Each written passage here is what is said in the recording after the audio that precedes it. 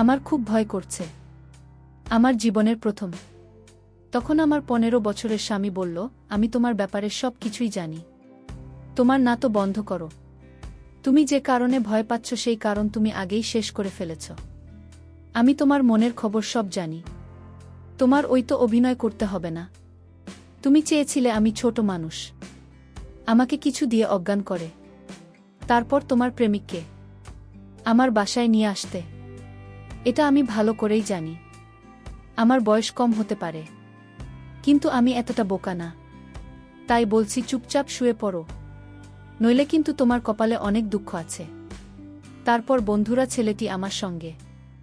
আমার মা জোর করে একটা 15 বছরের ছেলের সাথে আমার বিয়ে ঠিক করে দিয়েছিলেন।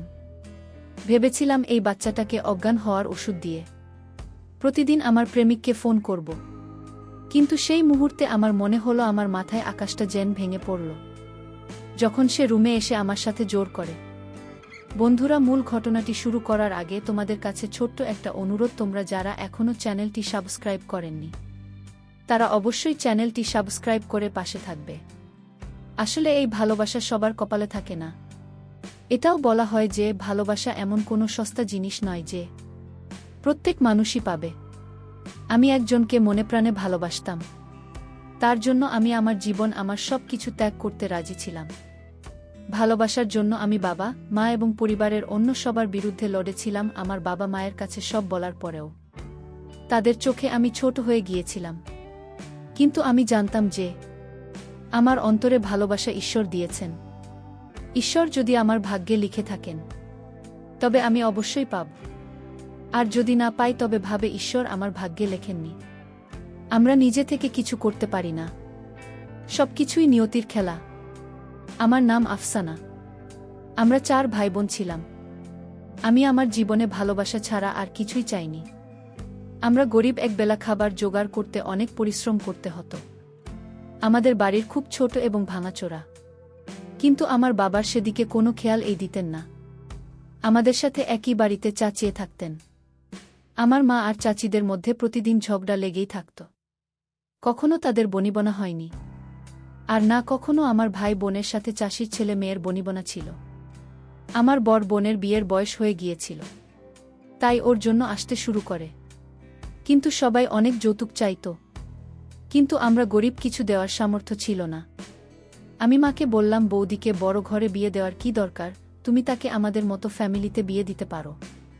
কিন্তু মা বলতেন, বিয়ে দিলে আমার মেয়েকে বড় বাড়িতে বিয়ে দেব, সেখানে আমার মেয়েরা সুখে থাকবে এবং তাদের কোনো কিছুর অভাব হবে না।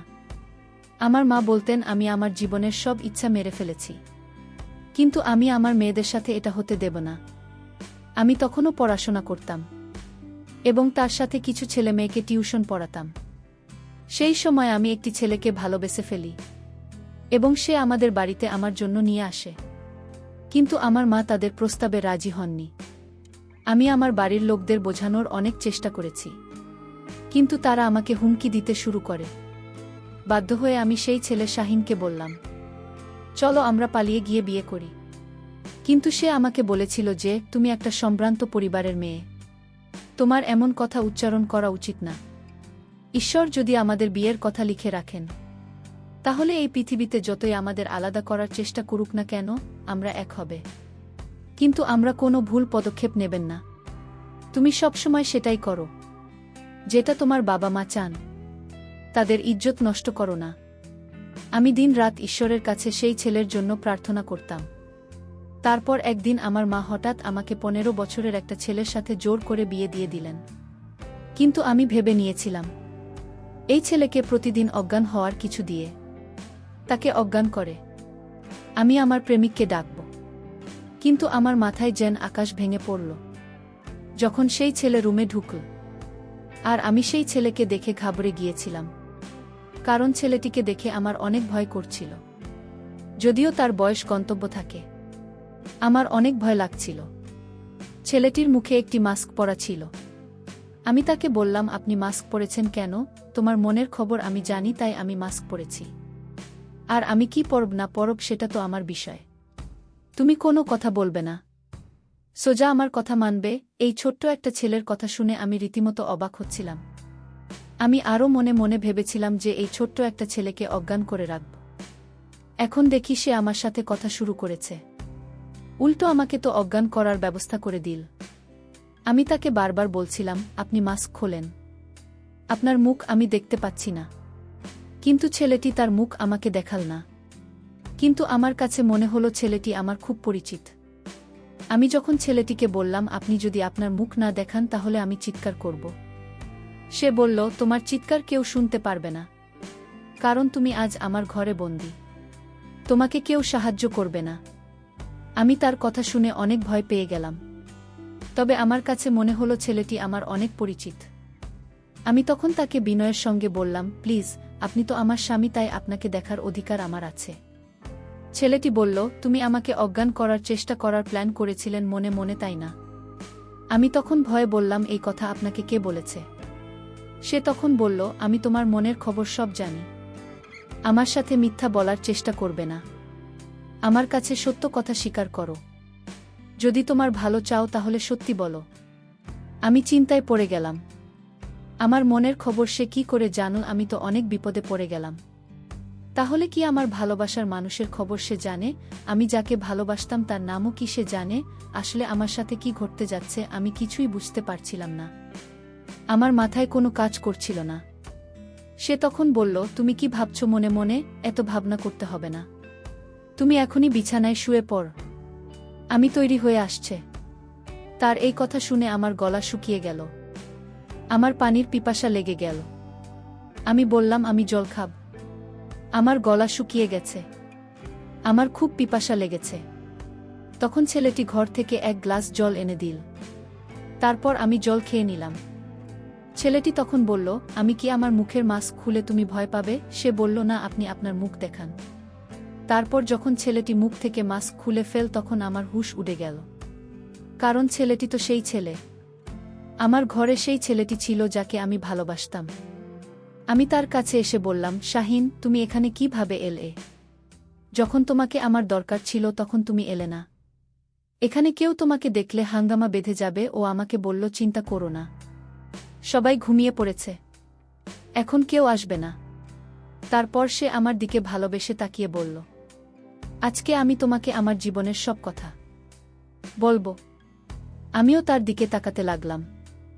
একদিকে আমি খুশি অনুভব করছিলাম, আর অন্যদিকে আফসোস বোধ করছিলাম। সে উদাস চোখে আমার দিকে তাকিয়ে রইল। আমি তাকে বললাম, আমি তোমাকে আগেই বলেছিলাম যে আমি যদি বিয়ে না করতাম তাহলে আমার মা আমাকে মেরেই ফেলত। আমার মা জোর করে আমাকে এই ছেলের সাথে বিয়ে দিয়েছে বলে ঈশ্বর জানেন আমি তোমাকে কতটা ভালোবাসি। আজও যদি তুমি আমাকে বলো তাহলে আমি তোমার সাথে যেতে রাজি। এমন চোখে আমার দিকে তাকিও না। আমি ধোঁকাবাজ নেই। আমি আমার বাবা মায়ের সামনে অসহায়। তাদের আদেশ না মানলে সব নষ্ট হয়ে যেত। আমাকে সম্মানের কথা ভেবে এই বিয়ে করতে হয়েছে। আমি যদি এটা না করতাম তাহলে এই অজুহাতে আমার মনে হয় কুমারী থেকে যেত। আমি শুনেছি আমার শ্বশুরবাড়ির লোকজন আমার বাবা মাকে অনেক টাকা দিয়েছে যাতে তারা আমার বন্ধুর বিয়ে দিতে পারে। কিন্তু তুমি জানো আমি সেরকম মেয়ে নই যে টাকার লোভে পড়ে তোমাকে ধোঁকা দিয়ে দেব। আমি খুব কাছে ছিলাম, কারণ আমি আমার ভালোবাসাকে হারিয়ে ফেলেছি। আর নিজের ভালোবাসা ছেড়ে থাকা সহজ কথা না। আমি একদম ভেঙে পড়েছিলাম। সেই সময় শাহিন আমাকে এমন একটা সত্যি কথা বলল যা শুনে আমি বিশ্বাস করতে পারছিলাম না। আমি অবাক চোখে তার দিকে তাকিয়ে রইলাম। সে আমাকে বলল, আমি তোমাকে যা বলেছি তা সবই সত্যি। আমি তোমার স্বামী, তোমার বিয়ে আমার সাথে হয়েছে। এসব শুনে আমি হতভম্ব হয়ে গেলাম। এটা কিভাবে সম্ভব যে শাহিন আমার স্বামী? সে আমাকে বলে, এটা অনেক বড় গল্প। আমার বয়স যখন 5 বছর তখন আমার মা আমাদেরকে ছেড়ে চলে যায়। আমার মা এবং বাবা কখনো একে অপরের সাথে মিলেমিশে থাকতে পারেনি। আমি ছোটবেলা থেকেই দুজনকে ঝগড়া করতে দেখতাম। মায়ের জন্য অনেক কেঁদেছি। তাকে আমি খুব মিস করতাম। কিন্তু আমাকে নিয়ে মায়ের কোনো চিন্তাই ছিল না। তাই বাবা মাকে বলতেন, তোমার মা তোমার জন্য কখনো চিন্তা করেন না, তাহলে তার জন্য কাঁদো কেন? সে যদি তোমাকে ভালোবাসে তাহলে কখনোই তোমাকে ছেড়ে যেত না। কিছুদিন পর মা বাবার থেকে ডিভোর্স নিয়ে চলে গেলেন এবং তিনি আমাকে চিরতরে ছেড়ে গেলেন। মা আমাকে একবারও তার সাথে নিয়ে যাওয়ার কথা বলেননি। উল্টো বাবাকে বলেছিলেন যে তোমার ছেলে, তুমি এর যত্ন নিও। আমার দরকার নেই, বড় হয়ে তোমার মতোই হবে, যে নারী স্বাধীনতা সাহায্য করতে পারবে না। মায়ের কথা শুনে আমি খুব কেঁদেছিলাম। মাঝে মাঝে মা আমাকে ফোন করতেন কথা বলার জন্য, কিন্তু আমি তার সাথে কথা বলতাম না। তারপর একদিন বাবা আমাকে বললেন যে তোমার মা আবার বিয়ে করে বরের সাথে লন্ডনে গেছে।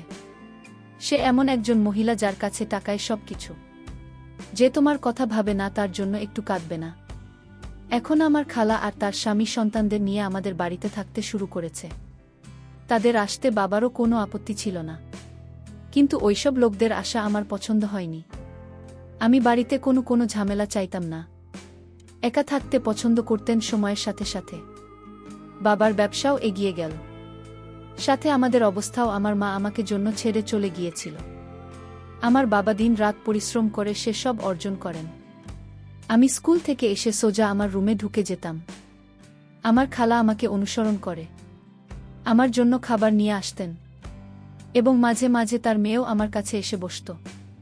আমি তখন খুব ছোট, কিন্তু খালা রুমে আসা আমার পছন্দ হতো না, তাই আমি তাকে আমার রুমে আসতে নিষেধ করি। কিন্তু খালা আমাকে বলেন, তোমার মা তো দ্বিতীয় বিয়ে করে বিদেশে চলে গেছে, এখন তোমাকে কাউকে না কাউকে তো দেখে রাখতে হবে। আমি বাড়িতে এসেছি শুধু তোমার জন্য, গেলে আজকের যুগে কে কার কথা ভাবে। এই কথাগুলো শুনে আমি চুপ হয়ে যেতাম। আমার বাবা তখনও বিয়ে করেননি। বাবাকে বলতাম আবার বিয়ে করতে, কিন্তু তিনি আমাকে বলতেন আমি মহিলাদের বিশ্বাস করি না। আমি আমার বাবার কথা শুনে খুব খুশি হতাম এবং ভাবতাম যে বাবা আমার জন্য বিয়ে করছেন না। তখন আমি বড় হয়ে কলেজে যেতাম। একদিন কলেজ থেকে বাসায় এসে দেখি বাবা গলায় মালা পরে বসে আছে। তার পাশে একজন মহিলা বসে, আর আমার খালা বিষণ্ণ মুখে দাঁড়িয়ে আছেন এবং তার স্বামীর মতিগতি ঠিক নেই। বাবা আমাকে দেখে বললেন, দেখো, তুমি আমাকে দ্বিতীয়বার বিয়ে করতে বলতে, তাই আজ দ্বিতীয় বিয়ে করে নিলাম। আমি আর কতদিন একা থাকব? আমি বাবাকে বললাম, যদি বিয়ে করবে তাহলে আগেও করতে, এই বয়সে এসে বিয়ে করলে কেন? বাবা বললেন, আমি কি সারা জীবন তোমার জন্য এভাবেই থাকব? কাল তোমার বিয়ে হয়ে যাবে, আর তুমি তোমার বউ বাচ্চাদের নিয়ে মগ্ন থাকবে। হয়তো তুমি আমার কথা ভাবতেই না। আর এমনিতেও আজকের যুগে বাবা মায়ের কথা কে মনে রাখে? আমি এইসব কথা শুনে ঘর থেকে বেরিয়ে গেলাম। বাবা মা বাচ্চাদের জন্য খুবই গুরুত্বপূর্ণ, তাদের জায়গা কেউ পূরণ করতে পারবে না। অনেকক্ষণ এভাবে রাস্তায় ঘুরতে থাকলাম। রাতে যখন বাসায় পৌঁছলাম তখন দেখলাম কেউ একজন লুকিয়ে আমাদের ঘরে ঢুকছে। সে আমার সৎ মায়ের রুমে গেল।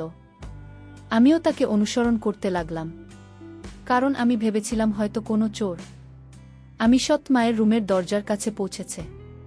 তাদের কথা বলতে শুনলাম যে আমার সৎ মায়ের বন্ধু আমার সৎ মা বলেছিলেন কয়েকদিনের মধ্যেই আমি আমার স্বামীর আত্মীয় স্বজন ও ছেলেকে বাড়ি থেকে বের করে দেব, এবং এর সমস্ত সম্পদ আমাদের হয়ে যাবে। এরপর দুজনেই হাসতে লাগলেন। ভাবলাম গিয়ে ওদের খবর নেই। ঘুরতে হঠাৎ আমার চোখ যেন আমার খেলার দিকে। রাতেই সময় তিনি বাসা থেকে বের হচ্ছেন দেখি। আমি ভাবলাম এই সময়ে তিনি বাইরে কোথায় যাচ্ছেন এবং কেন? বাড়ির মহিলাদের কি হয়েছে? একজন বন্ধ ঘরে গোপনে অপরিচিত লোকের সাথে কথা বলছে, আর অন্যজন রাতের এই সময়ে গোপনে বাড়ির বাইরে যাচ্ছে। আমার খালা সবসময় চাইতেন আমি তার মেয়েকে বিয়ে করি, যাতে আমার সমস্ত ধন সম্পদ তাদের হাতে যায়। তার মেয়েও আমাকে না আমার সম্পর্কে ভালোবাসত। এই সব দেখে আমার মন ভেঙে গিয়েছিল।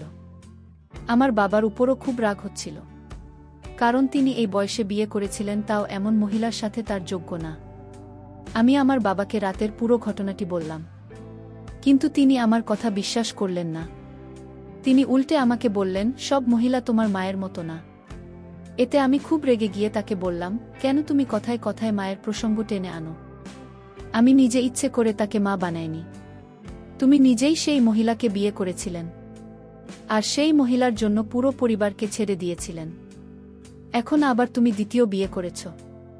দুজনেই নিজের মতো করে এগিয়ে গেছ। আমি তোমাদের দুজনের কাছে গুরুত্বপূর্ণ না। তোমাদের আমার জন্য সময় নেই।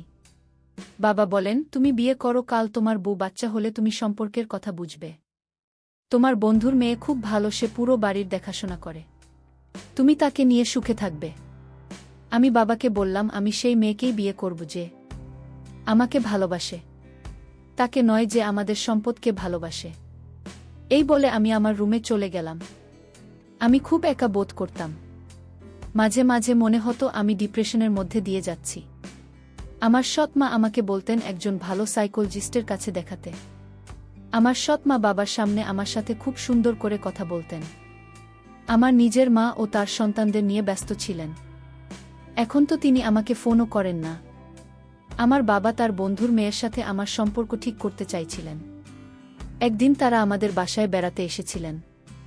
ঠিক সেই সময় আমার খালার মেয়ে আমার রুমে আসে। সে এসে আমাকে বলল, শাহিন, আমি তোমাকে খুব ভালোবাসি। আমি তোমাকে না পেলে মরে যাব। প্লিজ আমাকে বিয়ে করো।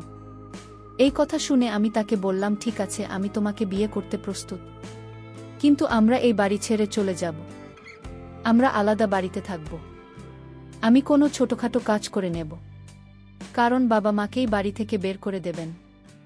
সে অবাক হয়ে আমাকে বলল, আমি ভেবে জানাচ্ছি। আমার ওর কথা শুনে হাসি এলো, কারণ সে যদি আমাকে ভালোবাসত তাহলে তার ভাবার দরকার হতো না। এমন সময় আমার খালা বাইরে থেকে দরজা বন্ধ করে চিৎকার করতে লাগলেন।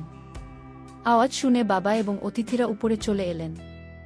আমি দরজা খোলার চেষ্টা করলাম, কিন্তু সেটা বাইরে থেকে আটকানো ছিল। কেউ এই ব্যাপারটা খেয়াল করেনি। কারো দরজা ভাঙার চেষ্টা করতে লাগলেন, যেটা হচ্ছে সেটা নিয়ে আমি এতটা ভাবিনি, কারণ আমার মনে এরকম কিছুই ছিল না। কালো দরজা ভেঙে ভিতরে আসেন। এরপর তিনি তার মেয়ের মুখে একটা থাপ্পড় মারলেন।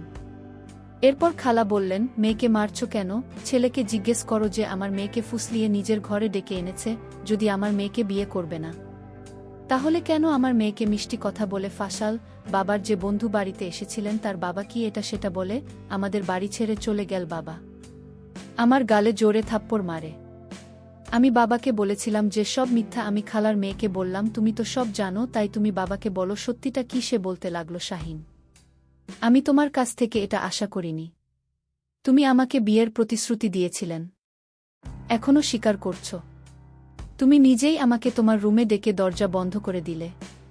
সে বাবাকে আরও বলল যে আমি শাহিনের বাচ্চার মা হতে যাচ্ছি, কিন্তু এখন সে আমাকে বলেছে যে আমি হাসপাতালেই।